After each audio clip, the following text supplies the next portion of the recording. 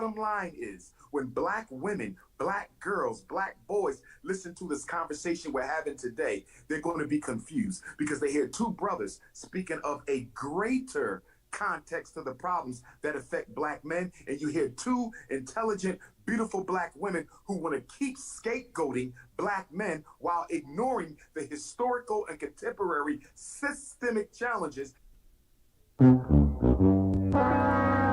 To know that I'm on a panel with a surgically altered black man. Because if I would have knew that I was on a panel with a surgically altered black man, if I would have knew that I was on a panel with a surgically altered black man, my conversation might have been different. My analysis might have been different. My critique might have been different. My insight might have been different. We have been hoodwinked, bamboozled, led astray, run amok, and flat out deceived.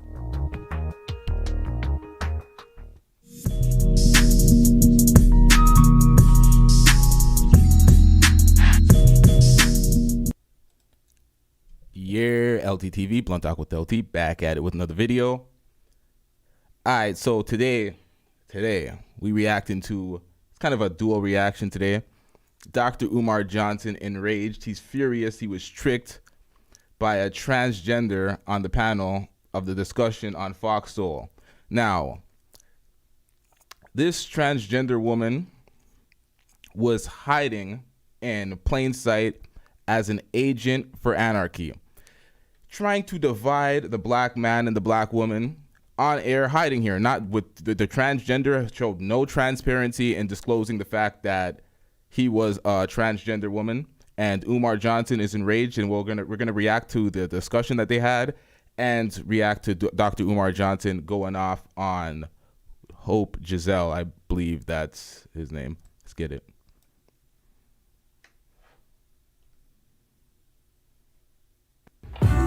You want to bring a surgically altered male to the conversation? No worries, because intellectually nobody can handle me. Intellectually, nobody can handle me. So if you want to bring a surgically altered male, no disrespect, but don't you think you have a right to tell me? Do your guests have a right to be informed? Well, you know, that's all I'm saying. Don't have me thinking I'm talking to a woman. Don't have me thinking I'm talking to a woman. Don't have me think I'm talking to a woman. And I'm having a conversation with a surgically altered male. That's all. No disrespect. Just let me know. Hope Gazelle, I ain't got nothing against you, bruh. Hope Gazelle, I ain't got nothing against you, bruh. Hope Gazelle, I ain't got nothing against you, bruh. I'm simply saying I had a right to know. That's all. I'm not gonna disrespect you, bruh. Hope Gazelle, I ain't got nothing against you, bruh. I'm simply saying I had a right to know. That's all. I'm not going to disrespect you. I have no interest in disrespecting you. I'm just saying I had a right to know that you were a surgically altered male. That's all. And as far as Cynthia,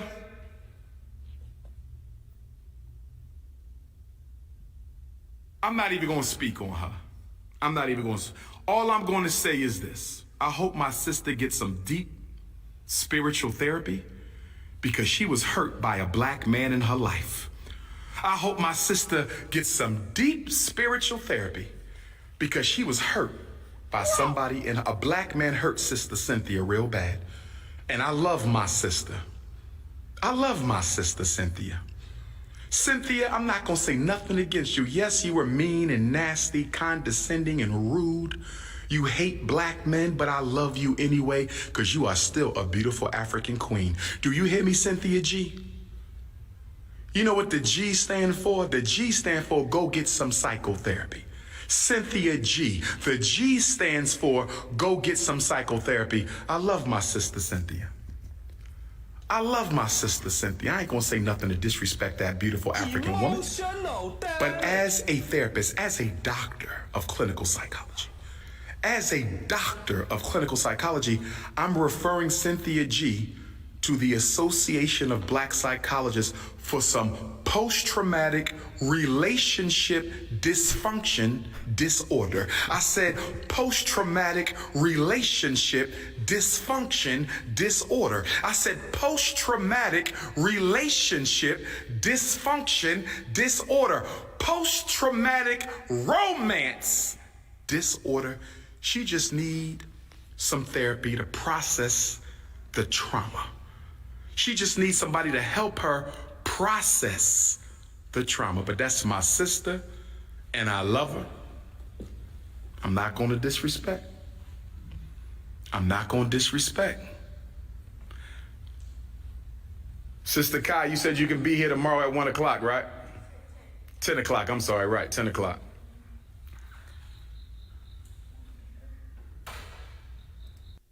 Y'all know where he's at? He's at his school. He's actually getting it built. Or it's the finishing touches, at least. Let's get it. So brothers and sisters, Tammy Mack set me up. Tammy Mack, I love Tammy, that's still my sister. I love Cynthia.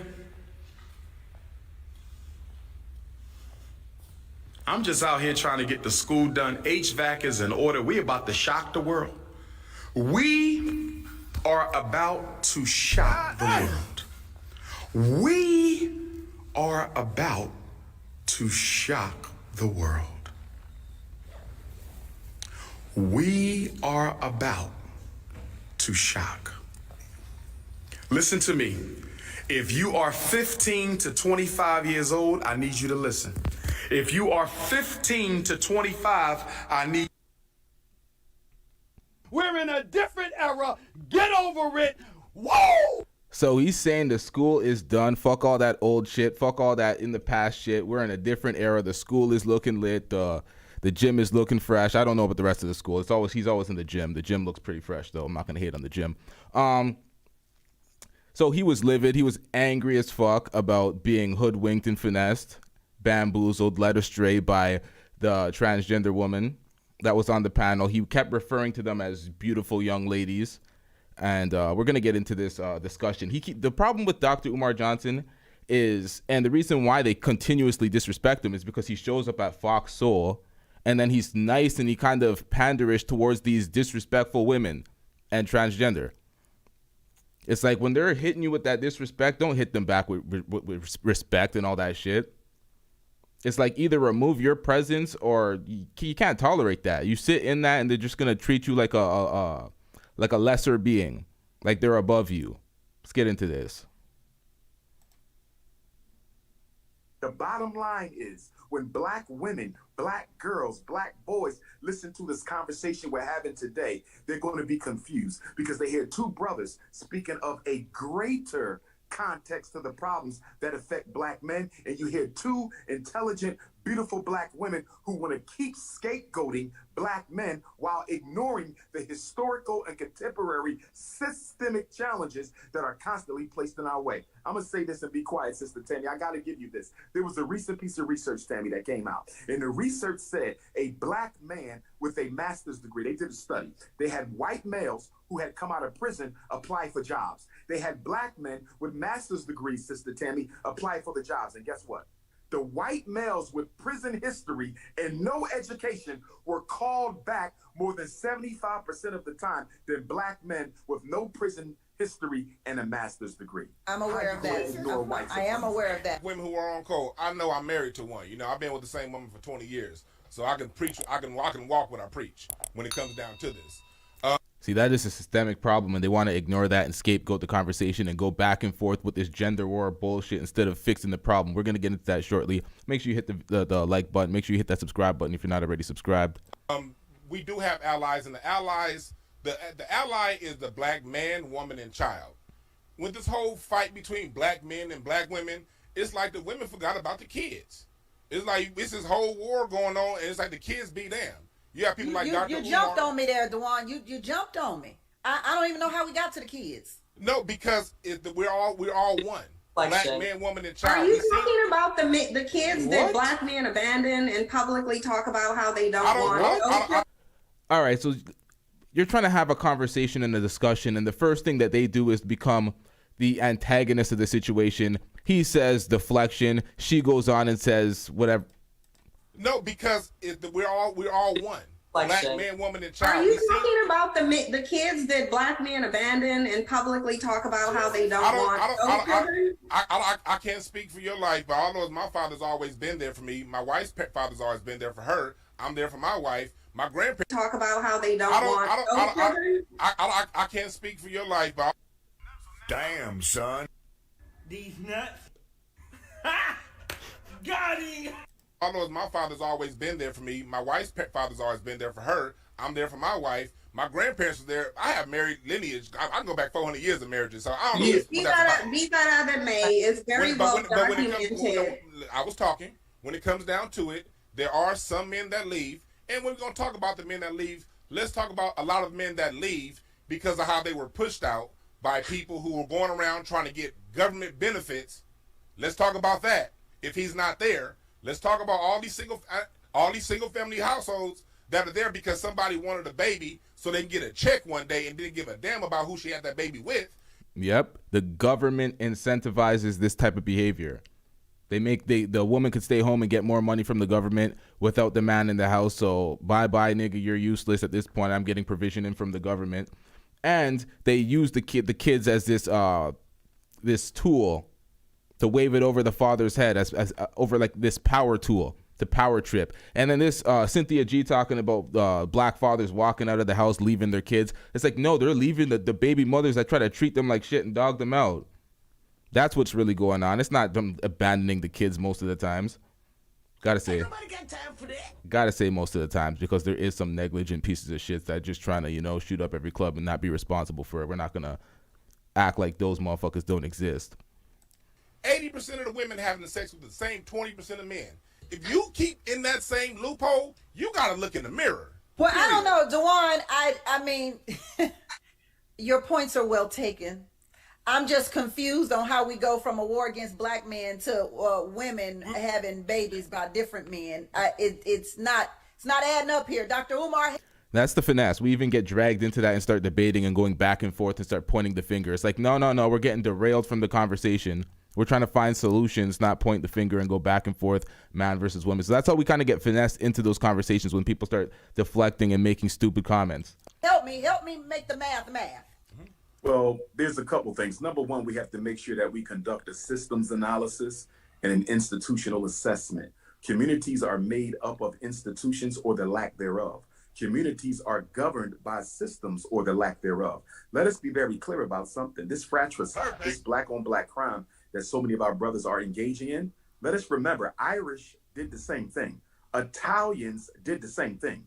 European Jews did the same thing. And in the 1930s and 1940s, the United States government decided to upgrade them to white status, and in so doing, gave the Italians control of the fire departments in the black community, gave the Irish control of the police departments in the black community, and gave the European Jewish immigrants control of the civil service municipal jobs that they still control in many city centers today. The point that I'm making, Tammy, is that America gave Southern European immigrants an economic stimulus package. Before they gave that economic stimulus package to Jews, Irish, and Italians, they were doing the exact same thing black men are doing today, selling drugs, breaking the law, running in gangs, killing one another. But the government intervened and aided them. The reason black male pathology is still going on 30, 40, 50 years later is there has been no resolution, there have been no solutions, and there have been no governmental intervention. With that being said, I'm not waiting on the government to solve the problems of black men.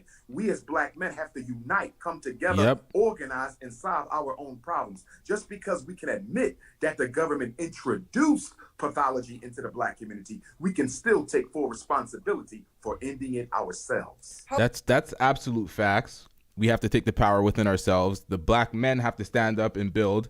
And this might become controversial or whatever, but honestly, these type of panels with black men and women community, this doesn't do anything. This is mere entertainment. This is not community building at all. The men have to come together and get on the same page and be accountable for the bullshit.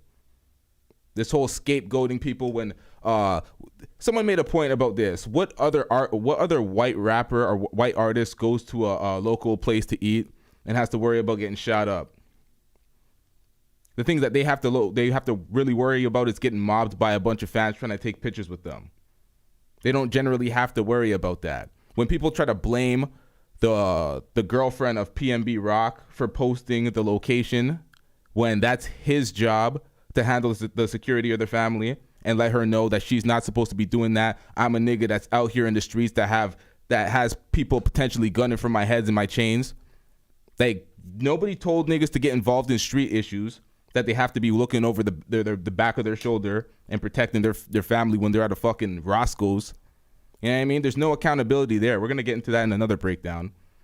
But it takes a panel of men, not even a panel of men. It takes a group of men in a said community to get together and build. We always talk about women don't build, they move in. Why do we always have women on these panels stopping the building of what the hell people are trying to do? We're trying to find solutions to these matters, and all we have is more confusion and agents for anarchy here just to try to cause corruption and derail the conversation. It doesn't help.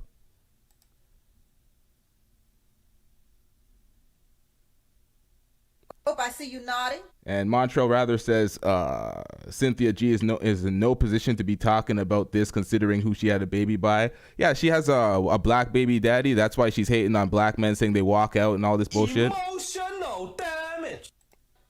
Yes, because I feel like when you can name all of these things so eloquently and so beautifully, and yet y'all still fail at being able to do these things after years and years and years and years and years of trying, where do we find a new solution? Because if you can't talk to each other, if the old men are scared of these new boys because they're a lot wilder than y'all were, because they're a lot more buck than y'all were, what ends up happening is I see that a lot of y'all...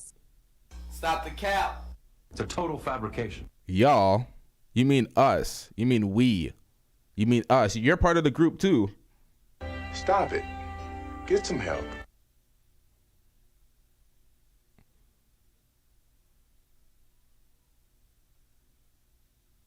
See these young boys, and instead of addressing them, y'all are afraid of them, and so you walk away and say, well, that's their generation's problem. And it can't just be that generation's problem. Like Sin has been continuously saying, if I have to just answer the question with a yes or no, my answer is no, because the war that we're fighting for black men is the one that black men are fighting within themselves. Is it about adjacency to whiteness? Is it about being able to assimilate to that white hand? Or is it really about the freedom of black men and the black family and the black community?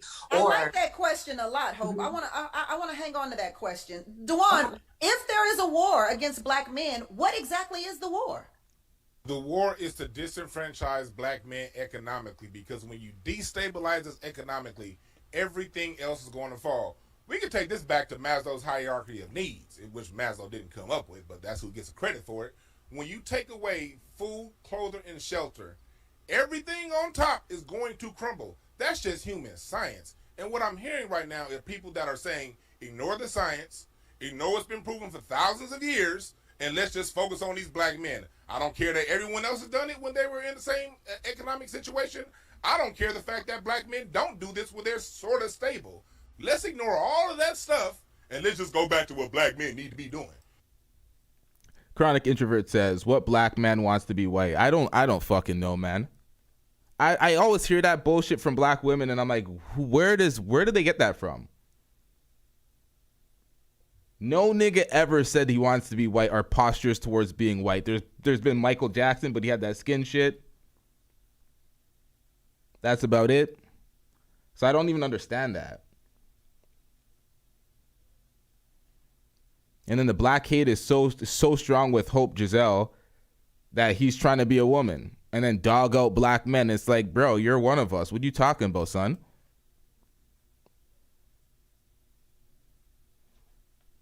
When you take away the bottom need of the pyramid, everything else is going to crumble. And with that being done, it's still only a few of us crumbling. It's a whole lot of us winning too.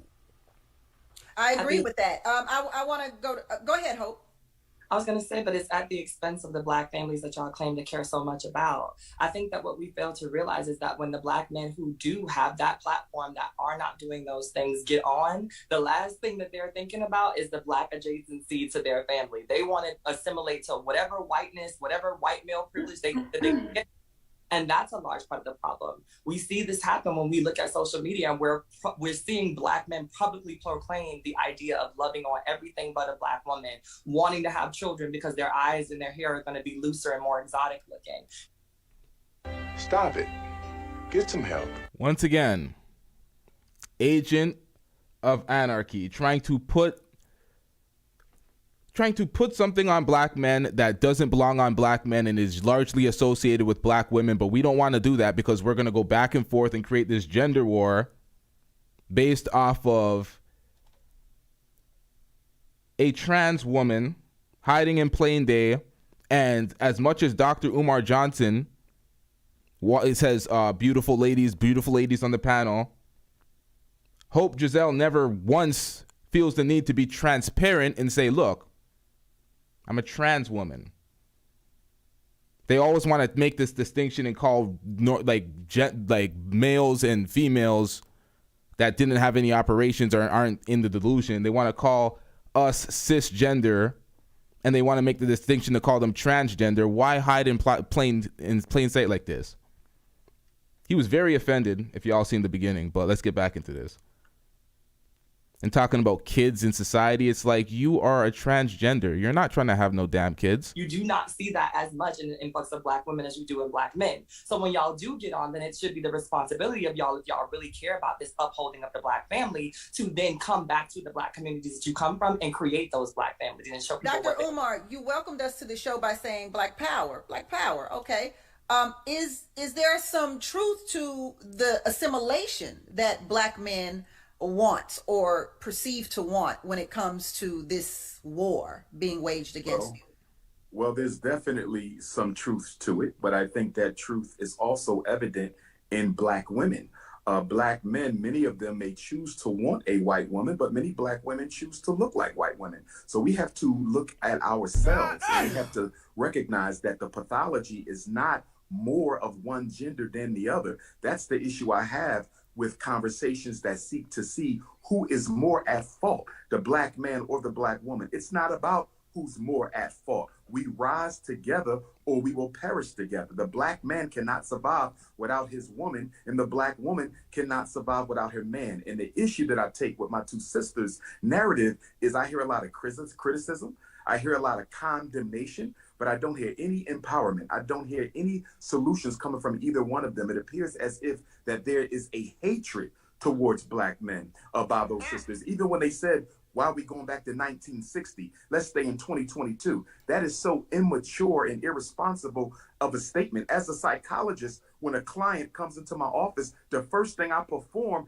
is a history on their depression, a history on their suicide, a history on their anxiety. When you go see the medical doctor, he performs a history. When you go buy a home, they perform a history. When you go purchase an automobile, they perform a history on that automobile. But when we talk about the problems that affect Black males, we're supposed to look at it in a vacuum. We're not supposed to put it in a historical context. And with that being said, the language and the narrative that's coming out of the mouth of these two beautiful Black women is one that I think the white power structure would endorse, because it totally absolves them of any responsibility for the hell Black men catch in this country.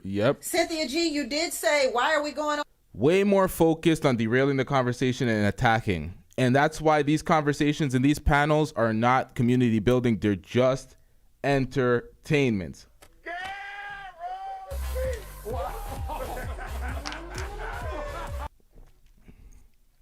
If we're actually gonna build, if it's gonna be real community building, the unaccountable bunch, the pointing fingers bunch, the people that aren't coming with solutions, just coming with complaints and pointing fingers and be like, you're at fault, they wouldn't be here.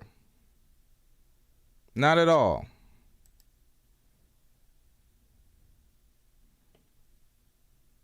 All the way back to 1960. There is some truth to history when it comes to evaluating anything or anyone. So what do you say to that? Hold that thought, because I only got about 30 seconds here. Hold on. Chronic Introvert says, I hate it when people I don't like say shit that makes sense. Nah, Umar in this video, he's spitting. He's 100% spitting. He says a lot of facts generally when he speaks on a lot of platforms. He doesn't say a lot of things that I disagree with. He does a lot of things that I disagree with generally when it comes to the finesses that we've exposed. But it is what it is. Let's get back into it.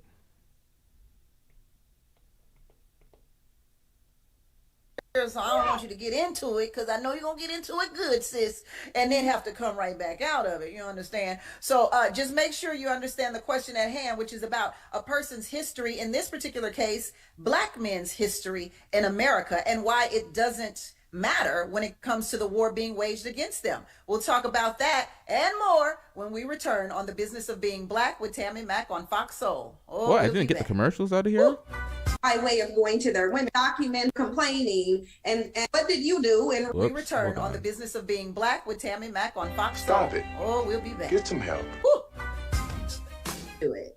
So I would like to know, what did you do in response in history other than go to the Supreme Court and petition to have access to the men's women that you're complaining and accusing of disenfranchising you? See, because in the 1960s, what black men were really doing, and it's been documented, many civil rights leaders have admitted to it, what black men were doing is chasing the white man's woman, trying to so-called stick it to him by way of going to their women. What you should have been doing is trying to get liberation for yourself. What you should have been trying to do is get that foot off your neck. What is this finger pointing? What you should have? What are the solutions, ma'am? What are we doing here? But see, the foot is not on your neck. And the only time you recognize it being on your neck is when you want to get away with doing something that you think white men are getting away with doing. Because let's just be real. Whenever we hear about this war against black men, it's usually being brought up when there's a black man like R. Kelly, Bill Cosby, we see Trey Songz going through it, Ari Spears, when they engage in some degeneracy, and then they're getting a consequence for it. And black men think that because they perceive white men to be getting away with crimes, they want to be able to get away with crimes as well. The reality is, Dr. Umar can sit up here and list all the different ways that the system is disenfranchising black men and block black men in a victim vote. But the reality is, what he cannot tell you is what black men did in response to it, because they did nothing. They laid down and they nested under the skirt of their non-black preferences, and only to complain that whenever they commit a crime, they're not getting off like they did. So let's find out, Dr. Umar. Did she listen to a single word Dr. Umar Johnson said? Because from her commentary, she didn't. She just waited there to respond, deemed everything a complaint,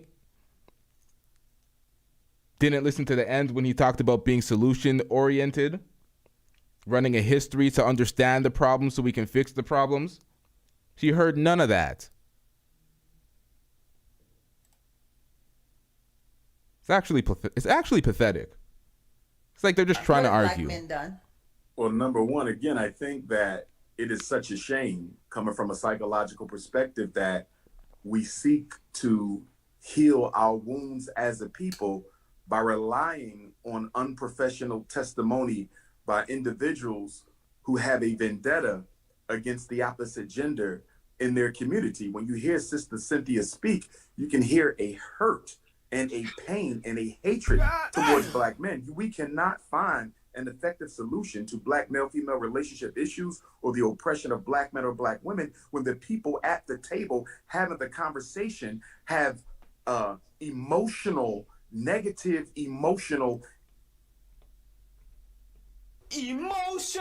damn it. It's like he was brewing it, like he wanted to say it. Or the oppression of black men or black women when the people at the table having the conversation have negative emotional and pathological interest in the conversation that are not. Umar, the question wasn't about my emotional state. The question was, what did black men do in response to their disenfranchisement? Yeah, because you're trying to pathologize my emotional state, not knowing that I'm a psychologist too. But what you're not doing is telling us what black men did. I believe he'll get there, Dr. Umar. Dr. Umar. All right, so everybody's letting each other speak. She doesn't like the rhetoric coming out of Dr. Umar Johnson's mouth, so she attempts to try to stop him from completely saying it, but he's like, nope, fuck that deflection. May I finish? May I finish? May I finish? And he continues right where he left off. He didn't allow that deflection to happen. And I'll end it quickly, Sister Tammy. According to Mrs. Cynthia G, Dr. King was assassinated because he was doing nothing. Malcolm X was assassinated because he was doing nothing. Medgar Evers was assassinated because he was doing nothing. Fred Hampton was assassinated because he was doing nothing. That narrative that black men have done nothing to fight back against systemic oppression, not only against ourselves, but against our women, our children, our elders, and our community is absolutely ridiculous. The cemetery is filled with black men, names we know and names we don't know, who gave their life for the freedom, liberation, and emancipation of African people. How can you disrespect the history of so many black men, past and present, who continue to fight? I'm sitting in a school right now that we built with all black money, 4 buildings that we're going to educate black men in. It's not easy to solve our problems because there's always black people in your very same community who's fighting against what you're trying to do to help it. But in addition to that, the white power structure is always waving its wand of oppression to try to sabotage anything we do. I think that the analysis of our women is too overly simplistic, and in being such, it is dishonest. They've done so much. You've only listed names and not accomplishments, though. I can list some accomplishments. Okay, when it comes down to it, what have black men done since the 60s? We've turned around and we're still inventing things. We're still opening up businesses. Here in LA, you got black businesses all around town. It's just that when we open these businesses up, you have a city that these black businesses suddenly catch on fire. You have issues when it comes down to what's going on right now with one of my cousins and these abatement laws, who's built plenty of properties here in LA, managing it, but because of some gang activity down the street, a nuisance abatement is about to get all of his properties taken. So when black men do build things, and we build things on individual basis, you're not going to see an NBC special about what the great black man built. When Irv Gotti, Suge Knight, and J. Prince tried to put together a distribution, they all got charges the next week.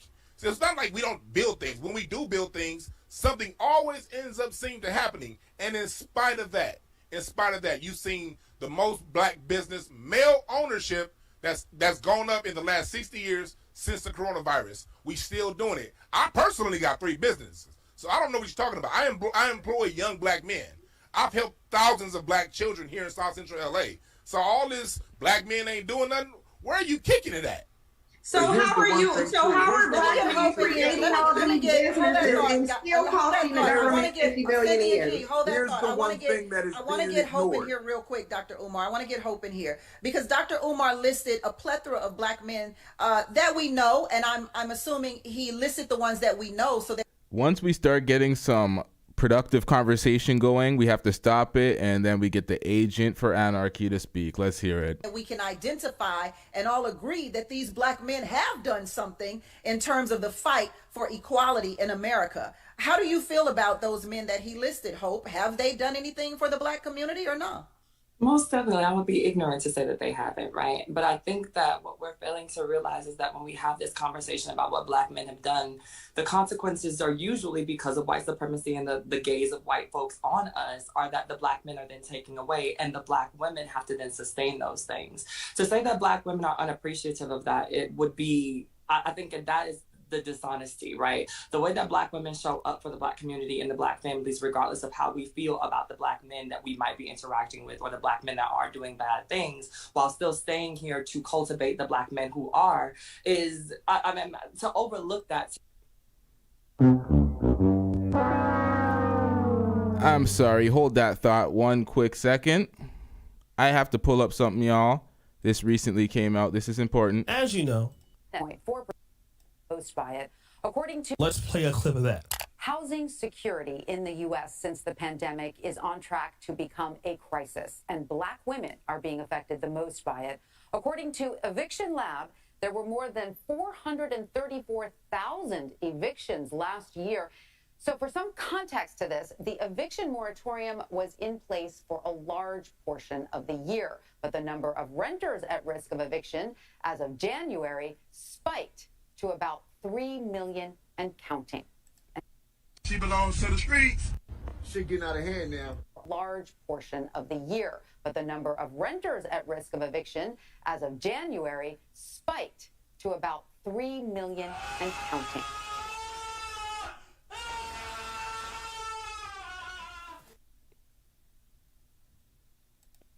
And of those, Black women have the highest average of eviction filed against them at 6.2%, compared to white women at 3.4%. Now that equates to 1 in 4 Black renters living in a place where Black eviction filing rates were almost double than that of their white counterparts. The bottom are all Black. Now, what were you saying? I mean, to overlook that to me is just dishonest. The idea that y'all, a lot of you all were raised by grandma them and auntie them and all of these amazing Black women that are in community and share space with you and share space with your children, that's being looked over. But also this isn't, Dr. Umar, you're right. I don't agree with a lot of the stuff that you said, but you're absolutely right. It's not about the idea of who's doing it better or trying to, the pissing match of the oppression Olympus amongst Black people, but it's really about working together. The problem is what I find in working together is that the Black man wants to lead, whether he's acquired the gumption and the knowledge to be able to do so appropriately and effectively or not. The thing about it is when you're working Man, sit your dumb ass down. Once again, this feller forgot he's a part of the group that he's disparaging. But nonetheless, let's carry on. The stats and the statistics, what the fuck am I talking about? I ain't gonna lie, I'm getting cooked. The data and the statistics consistently show Black men outperforming Black women, but then they want to go back to this stupid ass argument of, oh, Black men aren't capable of leading, Black men are this and that, and Black women are carrying the torch, Black women X, Y, and Z. You just said you wanted to get on the same page and cooperate and talk about things that are building men and women, and then you went back and put it against you pitted Black men against Black women and tried to act like Black women were superior when the lie detector determined that that was cap. Where's my drop? Goddamn, unprepared. It is what it is. But the lie detector test determined that was a lie. The point is, they always do this shit where they're like, Black men are failing, Black men X, Y, and Z, Black women are doing so great, we can't trust y'all to lead, we can't trust y'all to lead the community. They pit Black men and Black women against each other instead of building, and that's why you don't need agents of anarchy on these panels doing this, because the stats show that you're not even being genuine. It's all cap. You're lying. They're not outperforming. You should not question the leadership. We are doing better in those fields financially. So it's like, this helps nobody. This stops, it derails the conversation, has us going back and forth against each other. And once again, we get off of the solution of what is to come. Let's get into this.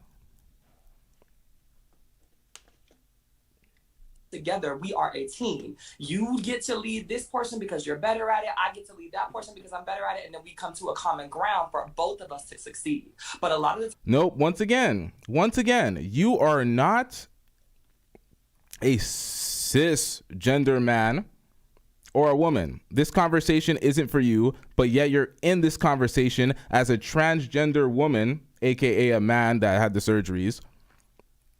I don't know if he's post-op or pre-op. I don't fucking know, and I don't care. The fact is, you're coming here to derail it and talk about leadership and create problems and take men and women out of their natural roles that will facilitate a strong community. Oh, you can lead in this, you can lead in that. Like, no, there's one leader of the household. There's one man of the household. Respect the roles. They're trying to derail the family.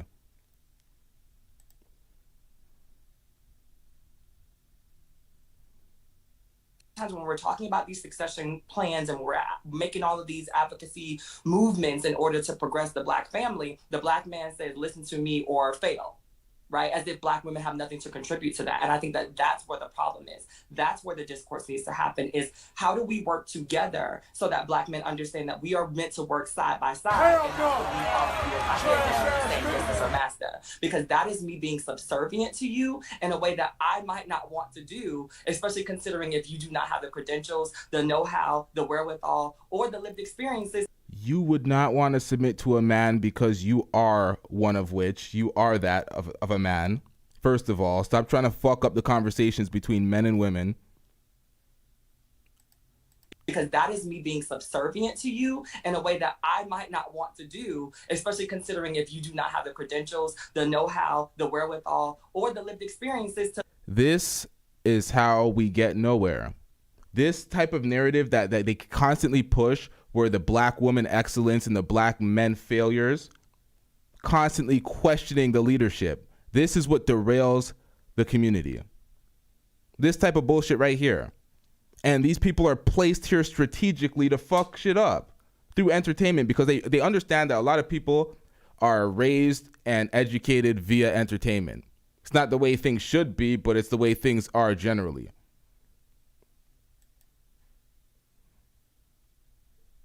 Lead me in a way that I might be better suited to do in this point of our journey. And Dr. Black men. Umar. Well, first of all, I do not endorse any kind of a second-class citizenship role for Black women.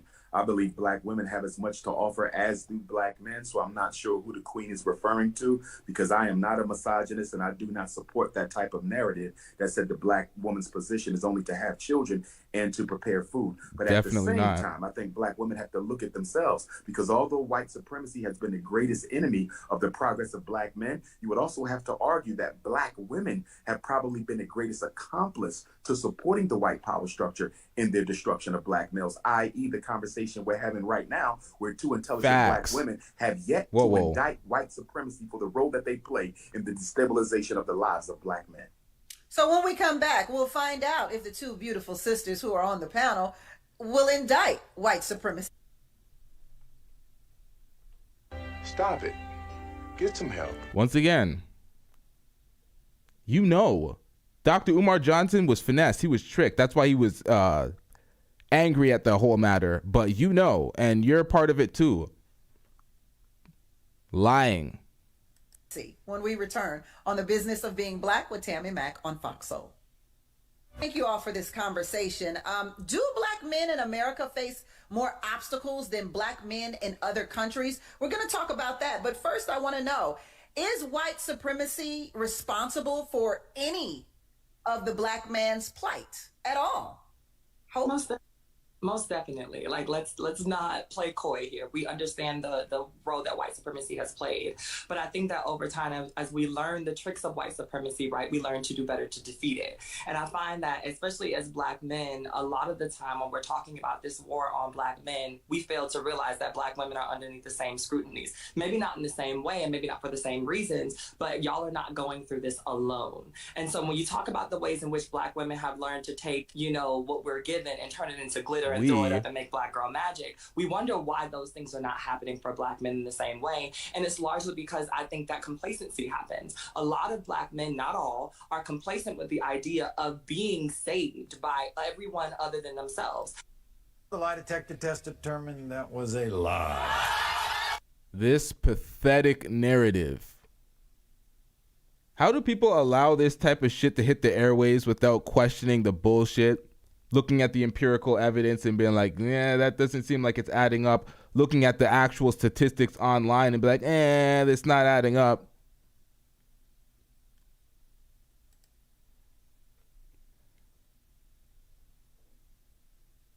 They're okay with the idea of being saved by Black women, white women, women of all other races. They're okay with the idea of being saved by white men who give them the opportunity to come and be a part of this thing that's better than what they are. But what they're not doing is being complacent in the idea of finding their own solutions to digging their way out of the hole. And having one or two... Stop the cap. Dr. Umar Johnson was running a history of the problem to understand the problem, to find the solution, and then you derailed the conversation. And he keeps pointing to the fact that y'all are derailing the conversation, and then you continue to do it. people that are speaking on it with the idea of inclusion or exclusion of certain people within the Black community is also a problem. We cannot build as a Black community if we want to throw out this group of people or throw out that group of people or tell these people that their opinions are invalid even though they're Black because they're mixed race or because they're queer or because of all these other, incidences. And I think that those are the things that we have to focus on. The goalposts can't constantly be moved in this conversation whenever Black women start to make a point for the sake of Black men feeling like they need to be able to dismantle that in order to talk about how they've been hurt. We get that. We have to. Cynthia G, white supremacy, does it exist in your world? Absolutely. And has it affected Black men? Absolutely, it exists, and Black men have worked in tandem with white supremacy since they've come in contact with it. And this is why I say in the Black community, we have very disingenuous, very dishonest discussions, especially when it's regarding Black men, because we do have a Black male worshiping culture. So what we do within that culture, and Umar Johnson is showing it.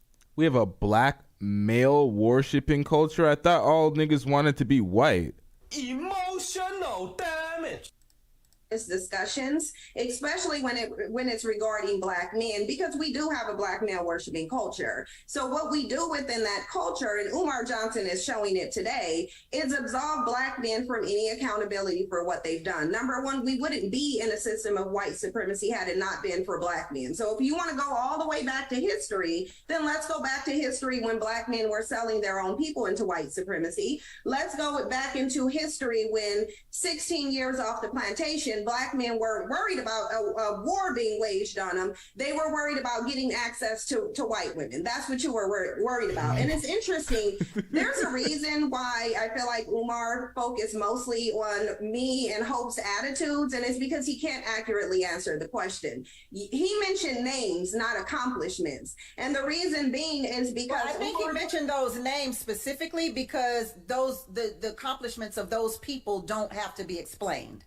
Right, but those accomplishments are also accomplishments that I heard Umar Johnson speak negatively about, specifically the civil rights movement and how damaging it was to Black people. But now he wants to sit here and say the very people who accomplished that were accomplishing something What a lack of nuance with this individual. In his own opinion, that wasn't beneficial and did more harm to the community than good. So I think that because we're having such a dishonest discussion where Black men don't want to take accountability for what they've done, they want to be the victims of society, but then they want submission from the women. The bottom line is I'm not willing to deflect from the fact that number one, Black men are the greatest non-white contributors to white supremacy. Let's just be real. White supremacy couldn't even exist without Black men's compliance. They're always uplifting whiteness, biracial children, and trying to assimilate. And that's why I went back to the notion of the only time Black men truly feel like there's a war against them is when they feel like they're being punished for something white men do.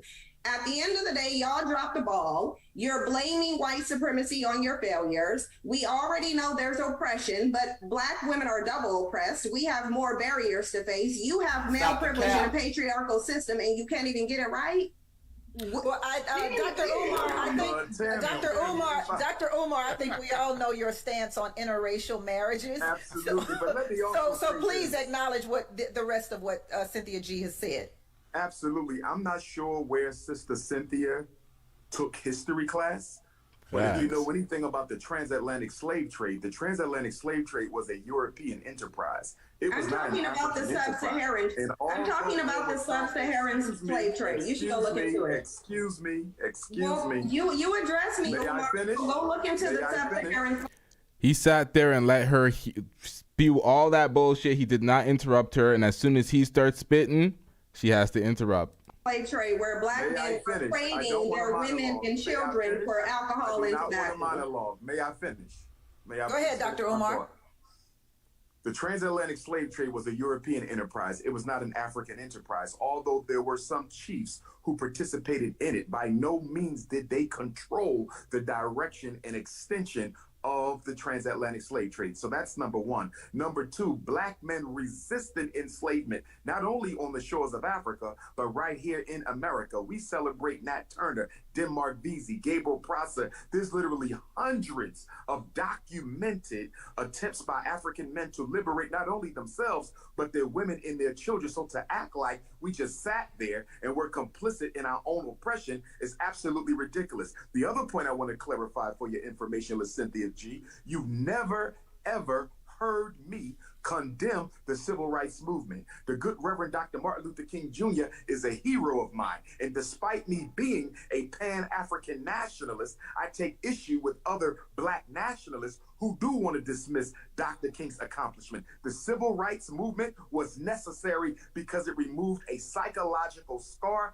that suggested of racial inferiority. So you've never heard me deride the civil rights movement. I support it, although I took certain issues with it. The bottom line is, when Black women, Black girls, Black boys listen to this conversation we're having today, they're going to be confused because they hear two brothers speaking of a greater context to the problems that affect Black men, and you hear two intelligent, beautiful Black women who want to keep scapegoating Black men while ignoring the historical and contemporary systemic challenges that are constantly placed in our way. I'm going to say this and be quiet, Sister Tammy. I got to give you this. There was a recent piece of research, Tammy, that came out, and the research said a Black man with a master's degree, they did a study. They had white males who had come out of prison apply for jobs. They had Black men with master's degrees, Sister Tammy, apply for the jobs. And guess what?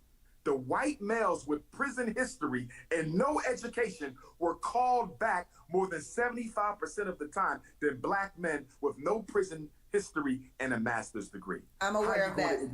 I am aware of that of that survey. I am. Hope, I saw you give Dr. Umar the side eye.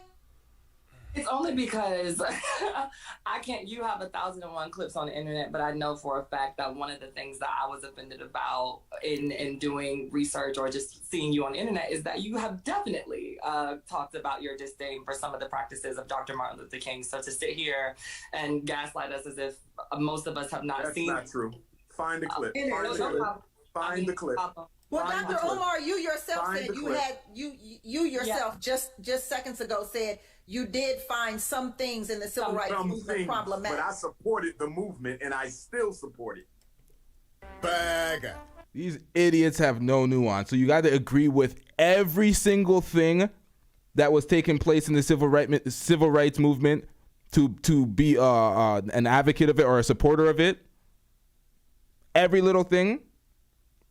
You couldn't nitpick a 1-2 issues and have a problem with that, but largely still be a supporter. They're just reaching for issues.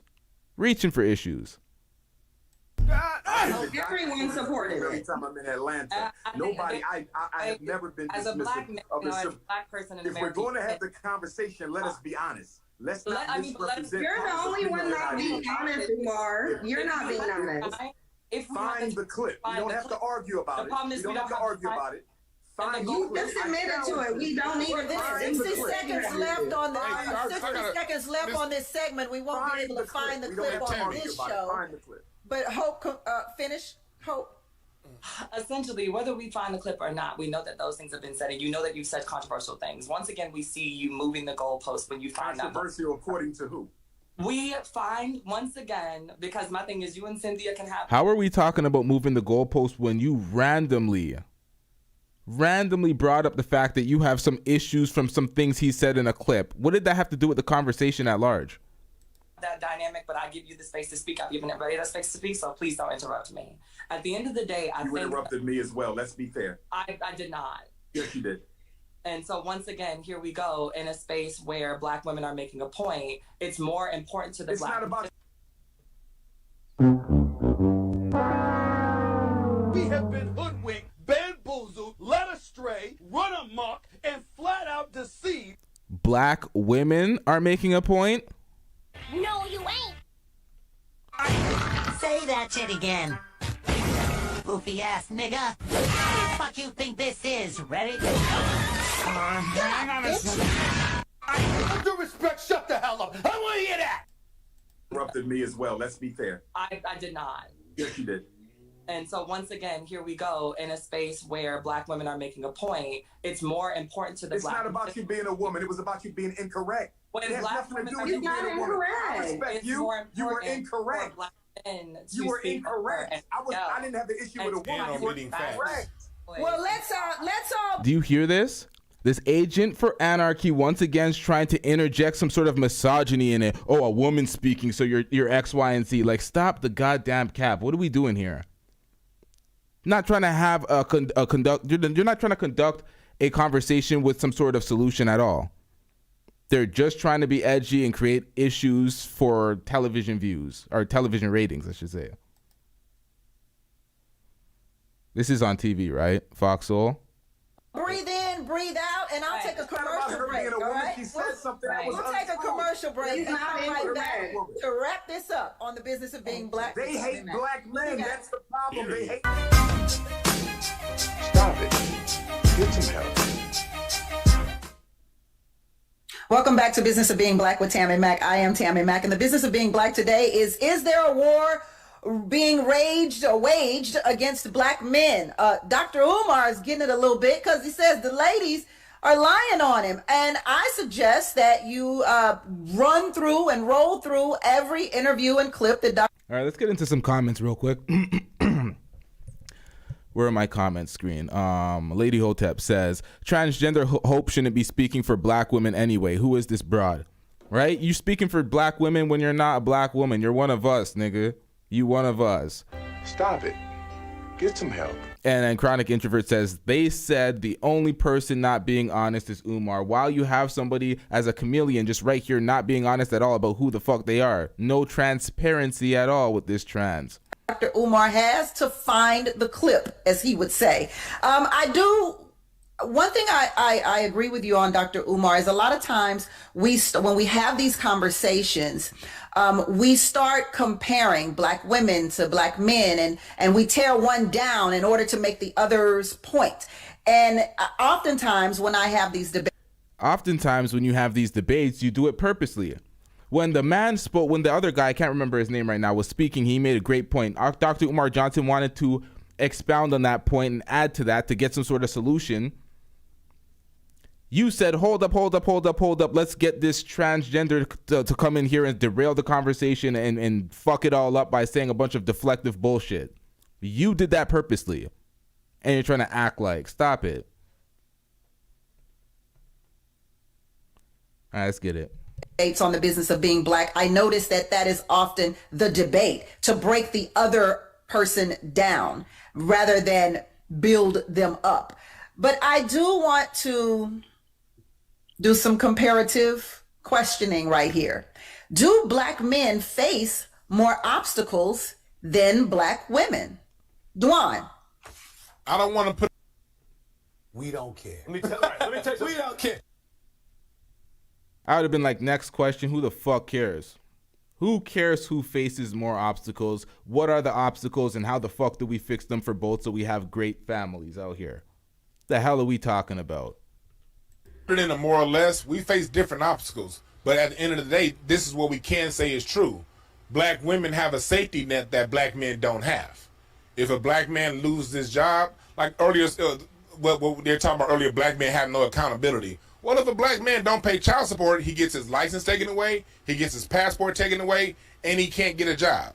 So, and not only that, Go to jail, you son of a bitch! Hold on, you go to jail! You can go to jail and lose your whole livelihood, falling behind. There's accountability there. When it comes down to when a black man messes up, he's going to go to prison far longer than anyone of any other race or any other sex. So we have the most extreme consequences. But when it comes to a safety net for when we mess up, when we're down in our life, there are no programs for black men. You can't go through the government and say, hey, if black men with children, here are these. We both face obstacles. What the fuck difference does it make? Who does more? It's not a contest. Yep, this is where we get into the victim Olympics. List of programs that only men can get. But it's a whole lot of stuff out there for women. So what's happening, what I'm seeing right here is a lot of lies being told, but lies of omission. Omitting these safety, the fact that women have these safety nets that black men don't have, and also omitting the fact that in spite of all this, 3 out of 4 black men still get married to black women, and we still provide and we still do these things. So, yes, but Dewan, what Cynthia would say is, how come you haven't created your own programs? Well, I personally created my own program. I've written 2 books. You know what I mean? But that's not a program. No, I know. I also have a whole program on how to communicate to your children and how to communicate to families, because my thing is about solutions. But you're talking about safety nets. So the question becomes, how come black men haven't created safety nets? Black men, the Nation of Islam created what they can create as far as safety nets goes. Black independent organizations create safety nets for each other all the time. I'm talking about governmental safety nets. We can't go to the United States and say, hey. Montrell has a great point here. He says, even if it turns out that kid isn't his, he's still held accountable. Yo, I've seen the most fucked up things that I'm about to react to and bring light to for y'all to see as well, where motherfuckers get proven in court that this is not your son. You're not related at all, and they still are held liable to take care of that kid that they were already taking care of unjustly for X amount of years until he's a certain age. And I'm like, what the fuck is going on here? That's fuckery. But let's get back into it and stay on topic. Well, this was on topic. It is what it is. Let's get it. We need something only for black men because it doesn't exist. There's a whole welfare program coming out in Atlanta that's only for black women. Same thing in California. There's a whole universal basic income that only black women can qualify for. Black men can't get. But do you believe that that's because black women came together and said we need a program? No, the reason why that happens is because the white supremacist plays on this schism within black society, and they give one side greater gifts than the other, and that can lead to infighting, and then people who don't analyze what's really going on, they're going to just see the result and not see the cause and say, what's wrong with black people? Exactly. That's the government's tricks going on like it's always done. Let's elevate one group over the other and watch these two rascals fight each other. That's what's going on. Okay. It's facts.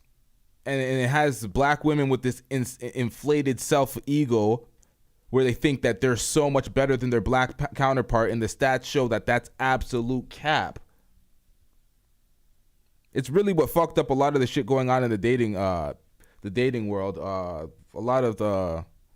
Nigga, what the fuck was I about to say? I completely lost my point. A lot of the feminist bullshit. Yeah, I forgot my point. Fuck it. I'm trying. It's not working. It is what it is. Let's get it. I'm not sure that anything governmental is a gift, though, but hope. I think that when we talk about it, a lot of those programs, especially the ones from back in the day, since we are going to do the history thing, were not just made for black women, but black women accessed them because black women were the ones that were in the household that had to take care of whatever was left when the government did steal our black men away, or when black men did fall into the hands of white supremacy. But I also think that the question now is, if you don't see that those things are happening, if we're not seeing those things in influx, then what are the greater black male population doing to enforce that these things happen? When women want things, especially when black women want things, we get up, we say something, we talk about it, and we're going to talk about it till we're blue in the face and until we get those things done. Fucking lie! What is this we business? And a lot of the times what I find is that black men think that they can ride off of those things, and then when things come to pass and they're not put into the game plan, then you're upset. Then it's like, oh, well, we thought we were going to, why? You did none of the work. You sat behind me and you watched me rally and you watched me do all of these things, and then you thought you were going to benefit from it. And I'm sorry that I left you off, but honestly, when I was doing this work, it was hard to consider you, considering that I have to take care of you regardless in a lot of those spaces. But I also think that hit dogs will holler. If these things do not apply to you, then let's talk about how you help them to apply to the people that they do, and pull those brothers out of the struggle instead of trying to defend something that does not apply to you. If it don't apply, let it fly, and let's figure out how to pull everybody into that fold. You say when it don't apply, let it fly. If women are constantly repeating a false narrative because y'all ate the propaganda, of course people are going to be like, no, deal with this. No, this is cap because of X, Y, and Z, and the stats prove it. So stop it. And you're not a woman. You're part of our group, sir. Woman, not at all. Try again. Yikes. No, you ain't. Instead of defending a narrative that you don't even conform to. Why are you so upset? When I always hear like Dewan, when you were talking about the government subsidies that black women have, it always makes me think about the movie Claudine with Diane Carroll and James Earl Jones. I don't know how like people don't take in how bad this is. You have a bootleg, a false woman trying to rally a narrative and put this perspective on women and speak for women as a representative, as an influencer to women, while not being a woman herself. And people act like these conversations haven't been hijacked. This whole gender war, man versus woman, where it doesn't end up going anywhere, it's just good for content. We clearly see it's been hijacked, and we see why they've done it, to get everybody out of alignment, to push their agenda, get everybody out of their natural roles, so everything is confusion and anarchy. So they look normal amongst the anarchy.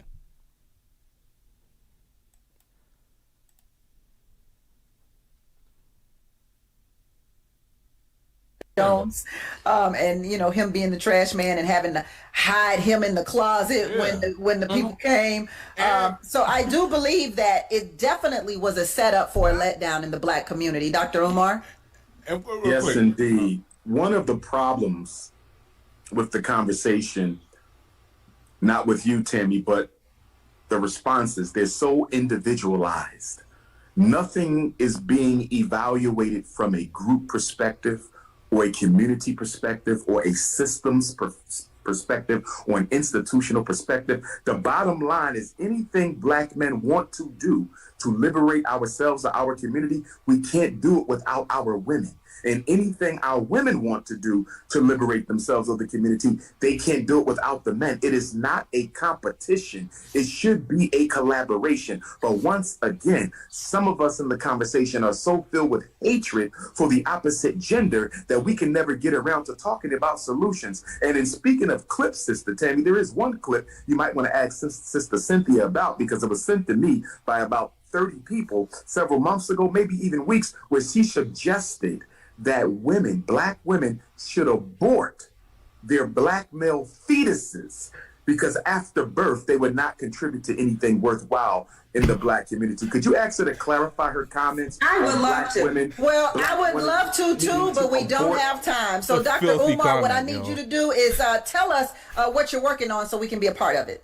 Yes, indeed. This Saturday will be the second annual Frederick Douglass Marcus Garvey RBG Family Festival right here at 601 East 17th Street, Wilmington, Delaware. All free. Come out. We are looking forward to seeing everybody. Go to fdmgfestival.com to register for the free event. And please register for my new online video platform, www.drumar.tv. That's www.drumar.tv. And parents who need help with their children, special education, ADHD, psychiatric medication, IEP, autism, learning disability, reach out to me, 215-989-9858. Dewan, please tell us about your book, Tell It Like It Is. Tell it like it is, the art of loving communication. We can talk all day about bringing the black family together, but we're not going to have the black family together until the black family know how to talk to each other. And where can we get the book? On Amazon? We can get it on my website, breakthroughas.org. Got it. Hope, please talk to me. Talk to me, sis. So right now I have my book, Until I Met Black Men, available on Amazon or wherever books are sold. But also I want to bring attention back to Brittany Griner. She is still out. Stop it. Get some help. Yes. All right. So as you've seen, Dr. Umar Johnson, very black family based. As you see, Dewan Brown, black family. You see the black family unit. They're focused on the black family. When you come to Hope, Until I Met Black Men, which you're a part of, you are one, whatever. This is an individual, like, you're not for the community. What the fuck is this?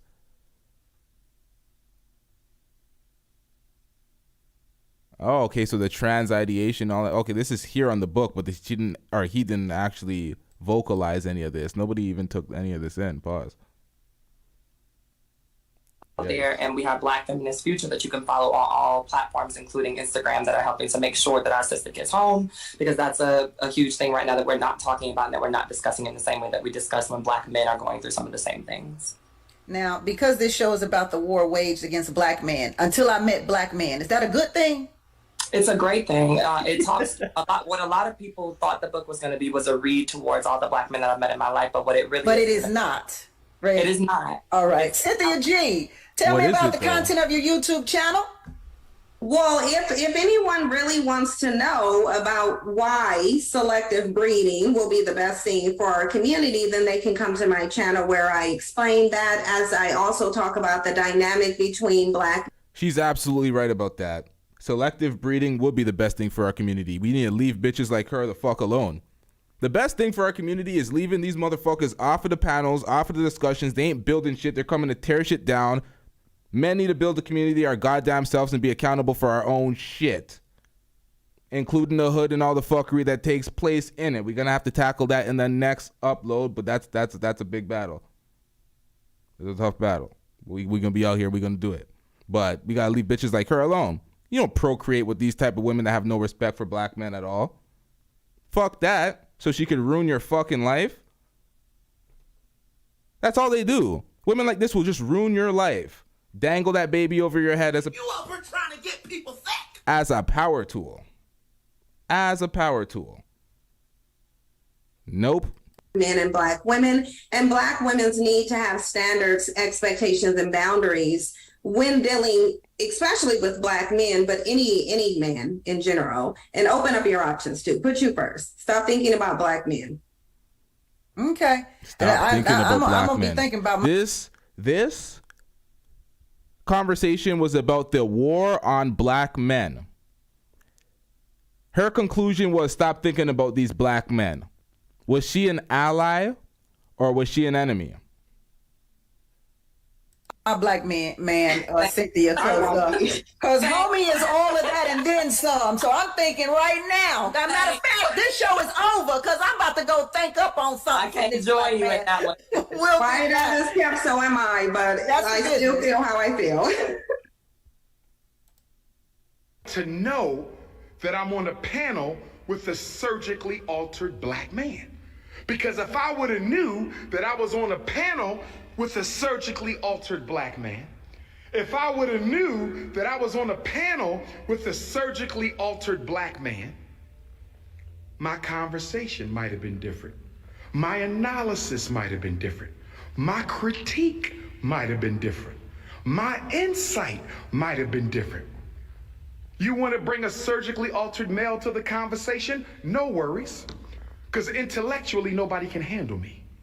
Intellectually, nobody can handle me. So if you want to bring a surgically altered male, no disrespect, but don't you think you have a right to tell me? Do your guests have a right to be informed? Well, you know, that's all I'm saying. Don't have me thinking I'm talking to a woman. Don't have me thinking I'm talking to a woman. Don't have me think I'm talking to a woman and I'm having a conversation with a surgically altered male. That's all. No disrespect. Just let me know. Hope Gazelle, I ain't got nothing against you, bruh. Hope Gazelle, I ain't got nothing against you, bruh.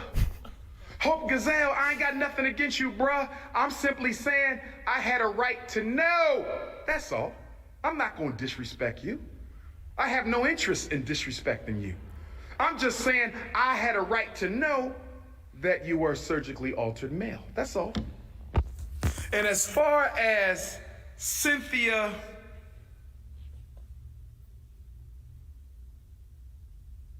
I'm not even going to speak on her. I'm not even going to. All I'm going to say is this. I hope my sister gets some deep spiritual therapy because she was hurt by a Black man in her life. I hope my sister gets some deep spiritual therapy because she was hurt by somebody, and a Black man hurt Sister Cynthia real bad. And I love my sister. I love my sister, Cynthia. Cynthia, I'm not gonna say nothing against you. Yes, you were mean and nasty, condescending and rude. You hate black men, but I love you anyway because you are still a beautiful African queen. Do you hear me, Cynthia G? You know what the G stand for? The G stand for go get some psychotherapy. Cynthia G. The G stands for go get some psychotherapy. I love my sister Cynthia. I love my sister Cynthia. I ain't gonna say nothing to disrespect that beautiful African woman. But as a therapist, as a doctor of clinical psychology, I'm referring Cynthia G to the Association of Black Psychologists for some post-traumatic relationship dysfunction disorder. I said post-traumatic relationship dysfunction disorder. I said post-traumatic relationship dysfunction disorder. Post-traumatic romance disorder. She just need some therapy to process the trauma. She just needs somebody to help her process the trauma. But that's my sister, and I love her. I'm not going to disrespect.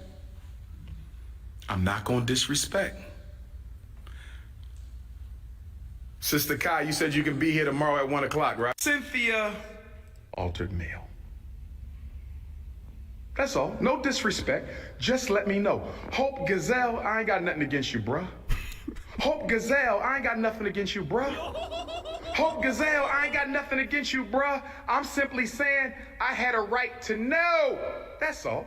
I'm not going to disrespect you. I have no interest in disrespecting you. I'm just saying I had a right to know that you were a surgically altered male. That's all. All right, yo. I'm going to wrap this one up. Make sure you hit the like button. Make sure you hit the subscribe button. A lot more on the way.